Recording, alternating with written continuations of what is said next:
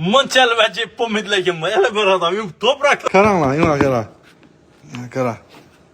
Akıbyapti-ku bu. Shuningni ko'rganmisizlar? Ha, qarang. Bire göre taşansın yürüm. So. Oh! Voy dad, yuma qaranglar. Akıb yatdi-ku bu.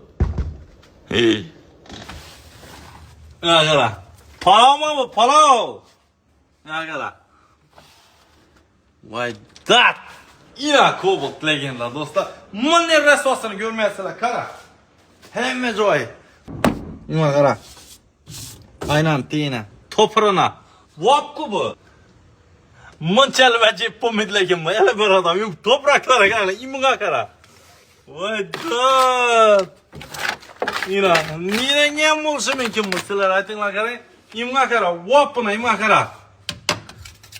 Mana munchal ol ketgan mena. İşini Cobaltlar do'stlaringizni tashsizlar bu videoni, imunga qaranglar.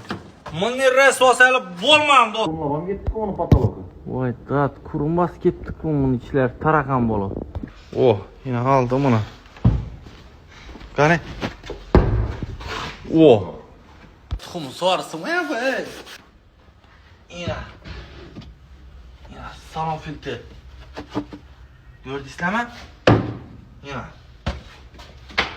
Ina, deflektör içi. Salon filtrdan gel musor bu. Ina qara. Rushnoy telar. Resto ekan. Probkalarni ochilib ketgan. Probkalarni da. Ishlarni yamab, kanal zangi usasa like podpiska ulash kuzatib turinglar. Sizlar bo'lma top tozat ko'rsam buni yakınlar. Getdi.